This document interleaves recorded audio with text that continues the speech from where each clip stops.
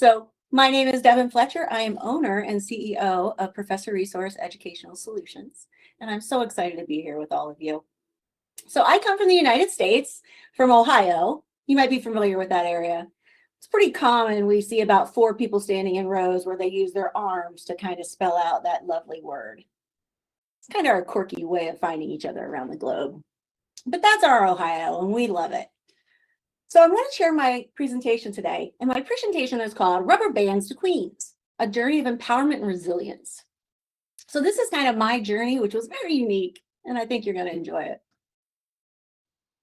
So today I'm going to take you through the journey completely through my life. It was filled with a lot of challenges and adversity, and it was marked with a lot of experiences of women navigating through complexities of personal disabilities, kids with disabilities, and also in that working environment and as a business owner. There was a lot of things going on, and ultimately I would become a change maker in the end, dedicating my life to inspiring others and uplifting parents of kids with disabilities. But along the way, I met 3 queens, and those queens made pivotal points in my life that I wouldn't give up for anything. And we're going to see a little bit about how they impacted my life and they shaped my journey along the way. So join me as we take this little experience into Ohio, a little back in time. So I hope you don't mind, but I'm kind of a fidger. I feel like that my entire life by nature. It's kind of like I always had to have something in my hands my entire life. Neurodivergency thing. I think I was ADHD, undiagnosed maybe. But nonetheless, I hope you don't mind, but I'm going to keep that in my hand. Over the years, it's kind of become my companion, actually. Now that I think about it, kind of reminds me of life as a female in the world, doesn't it? Kind of compressed and conforming. Nothing's kind of out of the way, is it? It's all layered in there tight, all the same color, all lined up, compressed below the next. But along with that pressure comes another good piece. The fact that it's full of potential energy, isn't it? We know that from science. And we also know that that rubber band ball, it can bounce back, can't it? It's resilient just like we are. Because we know women around the world, we can do amazing things. We can run a business in the morning and pick up the kids from dance and ball at night and be a short order chef until midnight. We're good at those things, aren't we? We carry it all on our backs because we're pressure under pressure. That pressure becomes a diamond over time, right? Isn't that what they tell us? So this ball, my ball wasn't exactly like everybody else's ball. Matter of fact, I don't think it was like anybody's ball. Because being conformed and in row wasn't really my style. Now this one, that ball I could roll with. A little different, a little independent, maybe resilient, definitely authentic, and definitely a little bit of passion. Yeah, that's the ball I rolled with my life. So we're going to take a journey of this ball back in time. We're going to take a look at what life was like when we started off in the state of Ohio. For those of you that don't know, Ohio is a little rural area, and I grew up on a 200-acre farm, just under 200 acres, actually. And I grew up with a sister. She was about 14 months older than me, and she never let me forget it. My entire life, she made sure I knew that she was the boss, especially when those parents weren't home. But our balls weren't exactly the same. Very different, actually. So we grew up together in this little small town on that farm, but we didn't have the same life. And it was never as obvious as it was when we got up off that school bus at night to go home. And we would sit across from each other at that dining room table and get our books out and start our homework. And when we would start our homework, I knew my sentence was beginning. I knew I had a 2-year to life sentence at that table where I would be tortured for the next 2 to 12 hours trying to navigate that homework by myself, even with help sometimes. Meanwhile, my princess sister would sit across from me, barely touched the chair, and she was up and gone. Rather magical. She kind of dwindled off into some fairy tale land. I don't know what her life was like. I know mine was around that table. I didn't pick my ball. My ball definitely chose me, though. My ball was kind of like a wart on my back I couldn't get rid of. Didn't really want it. Hard as I tried, I couldn't get rid of it. And it was there forever. But that's okay. That's okay. I'm pretty resilient that way. So long about the time I realized that my learning was a little different. And of course, my ball was a little different, right? Realized what the difference was. They figured out it was something called dyslexia. And we know that pretty common now. Everybody knows what dyslexia is. That's not a big deal. What are we talking about? You're not wrong. But in the 80s, that was the thing. In the 80s, they didn't really have any strategies to help you. Really, all they said was, hey, kid, lean into memorization. That's how you're going to do it. That's going to get you everywhere you need to be in life. Okay. Well, that's a great tip. I don't know how much it's helping a 7-year-old figure it out, but that's what we're going to roll with. So day after day, night after night, I tried to lean into it. Tried to make that memorization strategy help me. I don't know if it ever did, but I did my best. But every night I would still come home upset. And I had this beautiful first queen that lived next door. And she was my aunt by blood, but in all intents and purposes, she was my grandma. And she wasn't just any old grandma. She was the best thing. She was just like a warm hug when you came into the room. You could just feel her presence, you know? And she would help me night after night, try to get through it. And I would cry and sing, I just can't do it. I don't care how hard I try, no matter what I do. I fail every time. And she had it. In her sweet little style, she gave me a big hug and she said, I want you to come outside with me. So I did. I followed that woman to the end of the earth. She gave me a piece of paper and she said, I want you to write those words on that paper. Okay. So I scribbled down in my best handwriting of a 7-year-old, I can't. I handed it to her and she said, oh, no. You keep that in your hand. And then she handed me a shovel. She said, I want you to dig a hole for that. We're going to bury that thing right here and now. And that's what we did. Using my little spade in her garden, we dug a little hole. And I put that down in that hole, that I can't, to be buried forever. And that day, we essentially gave a funeral to that one statement that really had been my life up to that point. That queen really made a change in me that day. That wasn't just an activity that we did. That was a changing and a turning point in my life. And I took that seriously because no longer was it an I can't. That was gone. It was only about how can we make it work? And that was a game changer. So I started tucking down and trying to get in and give it grit and not just give up in class and get mad anymore. And I was always fragile and delicate. I wasn't the princess and the queen. I was what my dad called a bull in a china shop. A stark contrast to my sister, who somehow, no matter what she touched, turned to gold. She was that kid, got straight A's without trying. That kid that decided to be an athlete today, and by noon tomorrow, she was a pro. You know that kid? And somehow, everything that came out of her mouth was so polished and so glamorous. At like 8, that child at 8 years old had more talent and more class in her pinky than I have in my body today. And that's a fact. But she didn't have my ball, did she? Old Belina and I had to make it our own way. And make it we would. Because I made it my job to tear down every single day and figure out what worked and what didn't. As best I could with the one skill they gave me, which was to memorize things. So that's what I would do. I started going into classrooms early. I would be the first one in at the bell. And I caught on to the fact that my teachers tended to put room numbers or time numbers and place numbers all on the board. Those numbers were like a code for me. If I looked hard enough, I could find the exact page we were going to read today. And my name started with the letter D. That's early in the alphabet. I always sat in that third seat in a row. And I knew my teacher like the back of my hand. For sure, every time she was going to make me read the third paragraph from that page. So I would rush in every day early from recess and sit down in that chair. And I would sit and I would rehearse and try and memorize it because that was my strategy. I would do my best to memorize every piece of it. And by the time my paragraph came, I stood and I gave it like it was the Gettysburg Address. That chill down my spine that I always got when I had to read aloud and that rash coming up my throat and my cheeks all red. Textbook every time. And when I finally delivered the last word in my paragraph, I slithered down in my seat, kind of like liquid, just falling into place, just relaxed. Finally, not tortured for a day. The sweat I could finally get rid of. I'm not sure. Can't really be sure. But I think she might have taught some classes during that time. Because honestly, while I was being tortured, I didn't really notice anything else happening. It never occurred to me then.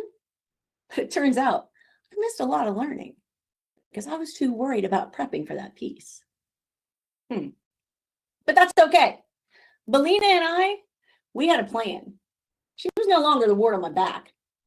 We were figuring things out.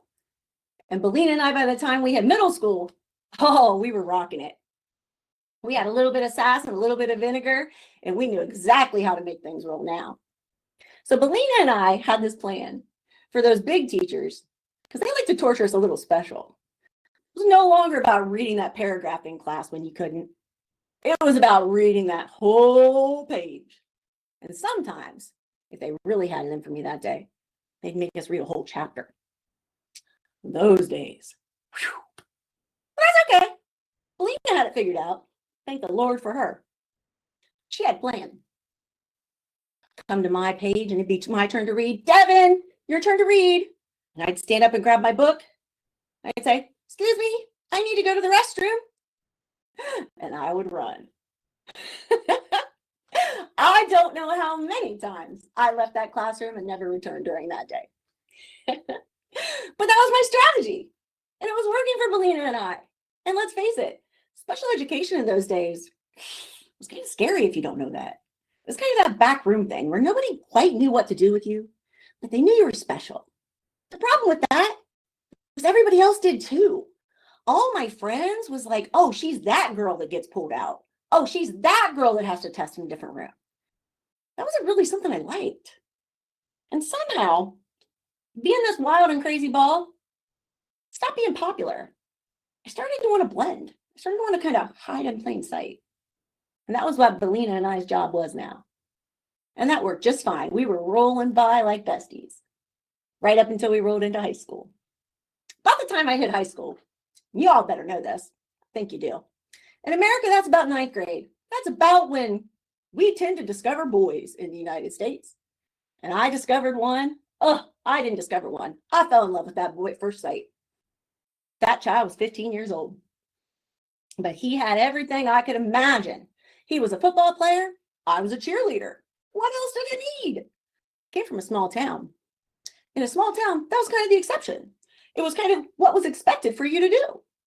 If you were a cheerleader, you dated a boy that played football or basketball, but you were an athletic couple. And that's what the community pushed. So that's what we did. And every day after school, he would go to football, I would go to cheerleading, and he would come pick me up in his car, and we would go home. But we never went straight home. I mean, where's the fun in that, right? We always stopped at the Dairy Queen. The Dairy Queen makes ice cream, if you didn't know that. So the Dairy Queen, we would always get ice cream. But my favorite treat of choice was a slushie. I always got a lime green slushie because my favorite color was green. It just went with my clothes most of the time. But that day was a special day. This day, I decided I wanted a hot fudge sundae. Never in all my glory days have I ever gotten a hot fudge sundae in my life, much less with peanuts on top. Something's a little off. So we would leave there, and we were driving home. And I was that bull in the china shop. I always shared with him. I mean, after all, he paid for my food. So I'd always give him drinks of my slush. So it was only fair that I was giving him bites of my sundae, right? I was that bull in that china shop. I wasn't too steady with my hands, a little clumsy actually. And I dropped it flat in his lap. And 2 seconds later, we dropped flat into a tree going 60 miles an hour. That's the day that ice cream tried to kill me. Wouldn't remember any of that though. Wouldn't remember any of it for a long time. The next thing I remember is coming in and out of what later I would find out would be a coma. And I remember being strapped down. There was a strap across my head and my neck, and my belly and my hands and my legs. And there was a big wedge between my legs, keeping them apart. I had a tube in my mouth. It's like, what is this? I can't even talk. It's a terrible feeling. And I was afraid of needles back in those days, and still to this day, for sure. But I didn't want anybody touching me or poking me. That's what they did. And I couldn't get away from it. Just wanted it to stop. And then I would go back out again for a few days. But I started to hear things in the back. I could hear rumblings. It sounded like my parents and my friends. It's like, what is going on? And I started to put it together. Turns out we had hit that tree rather hard. Turns out when we hit it, I was severely mangled. I had to have something called the jaws of life. And I was even life flighted out of there. And they took me by helicopter all the way to one of the best specialty hospitals in our state, where they would tend to me. And I had a bunch of issues. But wouldn't you know it, that crystal ball sister of mine came up right on that scene right before they pulled away in that plane. She jumped in that helicopter with me. Now, I can't imagine what that was like for her. That had to have been a traumatic experience for a young girl to be in.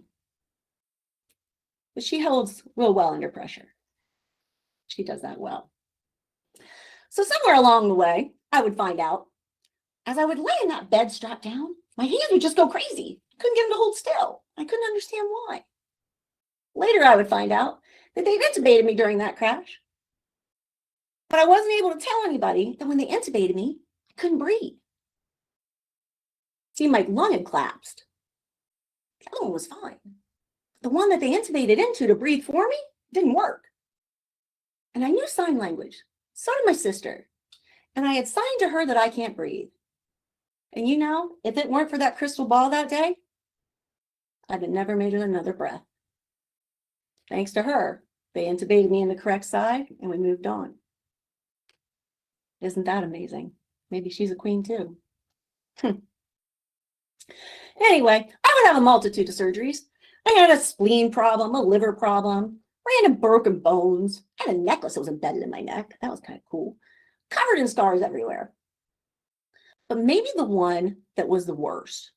No, I know the one that was worse. The fact that I bit my tongue off, that one was kind of weird. They put me on baby food for quite a while. That was kind of a weird thing to do in high school. But I couldn't talk. I had to go through speech therapy again. That was a weird thing too.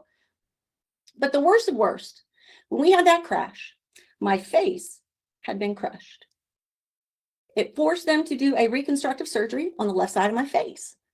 Now there's some positives and negatives to this. I'm a teenage girl. What teenage girl doesn't want their own plastic surgeon? But then again, that's some trauma, right? It wasn't that I was worried about. Turns out, your brain is kind of made a little bit like butter. It's not real solid. It moves around a lot. And with impact, it jolts. It's not very forgiving. And those trees, they don't move. Turns out I ended up with 2 issues after that wreck. The first of which was word finding. I struggle with that every day, and no doubt you're going to catch me doing it today. I'll mean to say one thing and I'll say another. I do it every day. Really upsets me, but that's okay. But Lena and I work with it. And the other one is my memory. I no longer have any short-term memory. And I want to tell you what that feels like.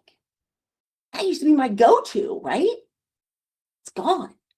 And it was so bad that I would hear someone say a word. It was kind of like a leaf falling from a tree. And it would hit that river and it'd be gone before I even knew it was said. Couldn't keep a hold of anything. It was gone before I remembered it. I didn't realize how much of a problem that was until I hit a classroom. My only strategy to survive my entire life because I couldn't read was to memorize. Kids, I no longer can read or memorize anything. We're in a bad spot. No matter, I was a cheerleader. We took care of our cheerleaders. They simply graduated me on like nothing happened and nobody batted an eye. I would later marry that boy that hit that tree.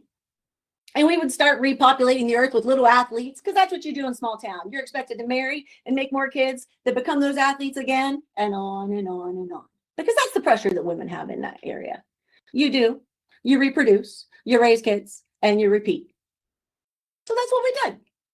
You can imagine getting married at 18 was not optimal. And we would be divorced by the time I was 23. But here's what I found. At 23, I wasn't really sad that he left. I was cool with that. It just hadn't occurred to me until that moment. Huh, I have to pay these bills and I have not a way in the world to do it. I can't remember anything. I can't read. How am I going to do this? So Belina and I, we had to have a hard talk. Kind of went like this. How are we going to put food in their mouths? Because turns out bill collectors don't care if you're disabled or if you're a single parent or even if you're homeless. They still got to collect those bills, don't they? So Belina and I hatched a plan. And I was really afraid to lose my kids. Terrified they were going to go to their dads. The court would take them there because of my disability, and I would lose them forever. So I thought my best idea was to be a teacher. That was my foolproof plan. I'll become a teacher. And one day they'll trust me because I'm doing everything right and I've got a degree in teaching. My kids will be with me forever and we're good. That was my plan. So I enrolled in university. Community College of Ohio University was really close to my house. And I would start taking classes. And we went in, we knew we just had this problem about the memory, right? So the memory was an issue, but the dyslexia was too. So we decided on a little plan to help me out. I would start using a digital recorder in my classes. That way I could go to class, take my notes, but anything that my mind forgot, I could record it. And when those kids went to bed at night after I helped them with their homework, I could record it and I could actually type it out. And I would have my notes that way. And that went on great for about 2 years. Beautiful. Right up until Psych 101. Psych 101, I like to call the year of torture. I would walk into that class every day, and just like every other class, they all got their notes before the beginning of the season. That professor knew what my accommodation was, but I would use that digital recorder that same way in every class. And I walked in just like I did in every other class, and I set that digital recorder right on his desk. And then I walked back to my seat and sat down.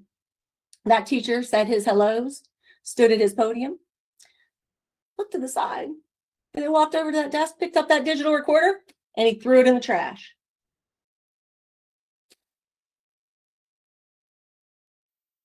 By that time, my bestie and Belina and I, we had some decisions to make. See, I had just been humiliated in front of my peers. It was hard enough for me to put that recorder up there. But just being humiliated by a professor by throwing it away in front of everybody, I felt that same tingle up my spine. I felt that same redness come up my chest in that fire and the flash of heat.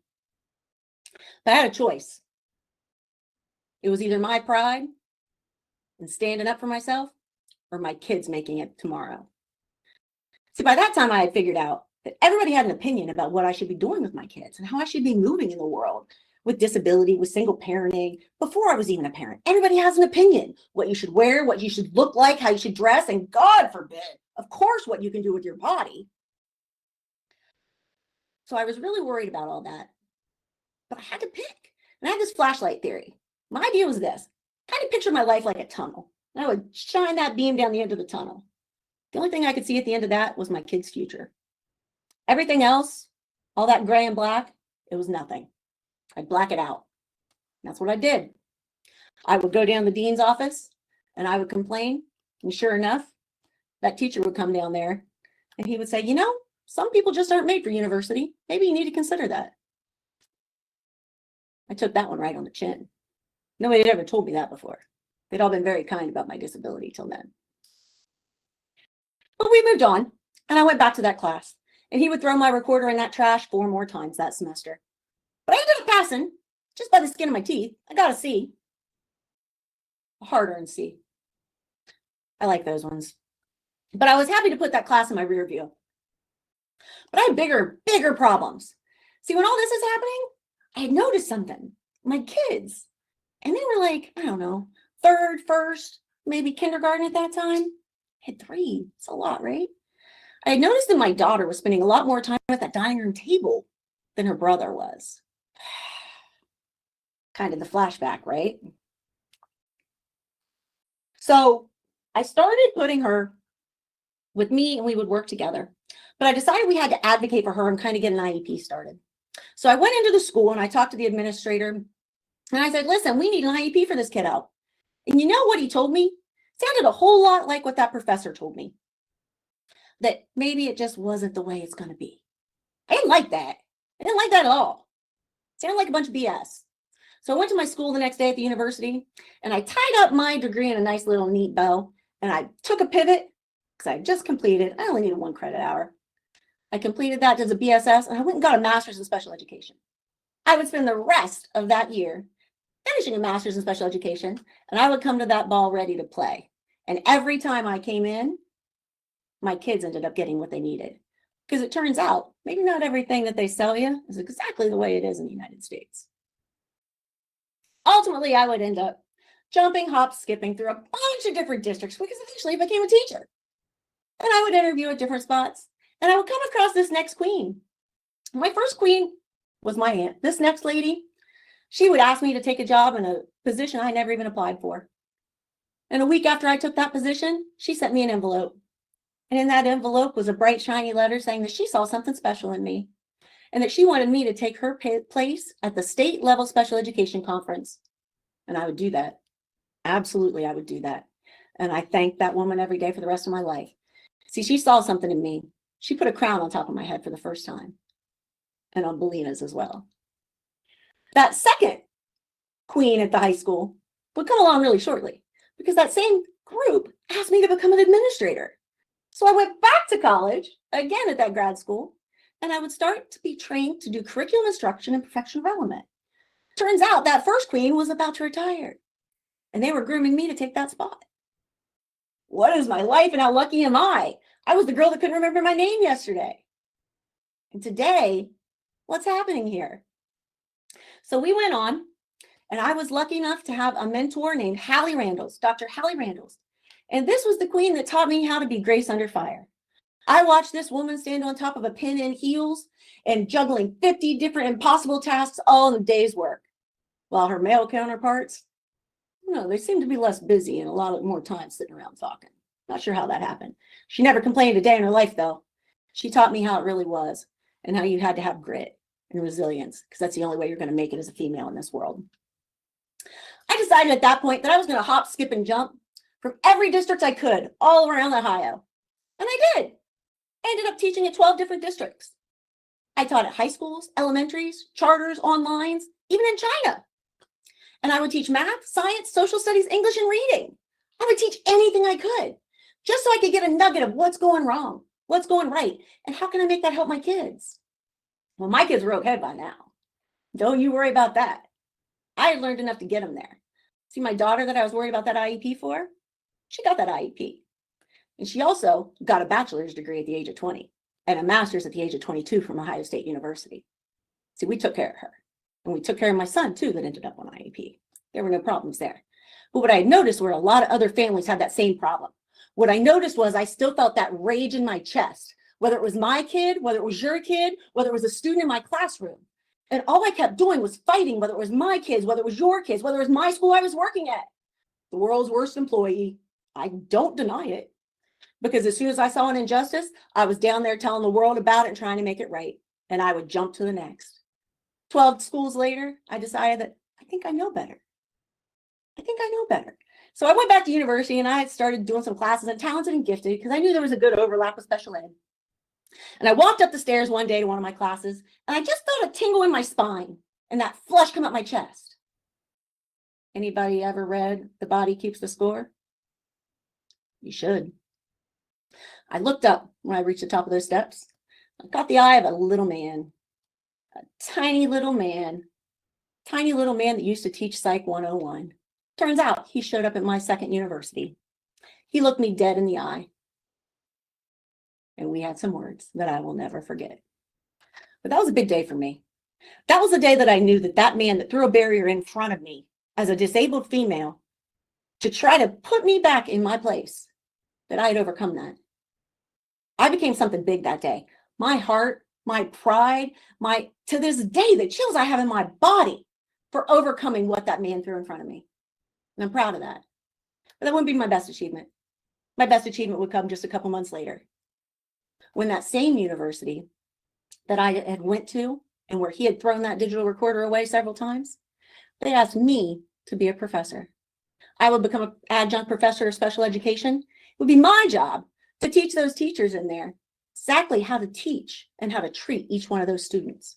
And more importantly, what it feels like to be that student in that classroom, what it feels like to have that tremble and that god-awful feel of knowing it's going to be your turn. There's nothing you can do.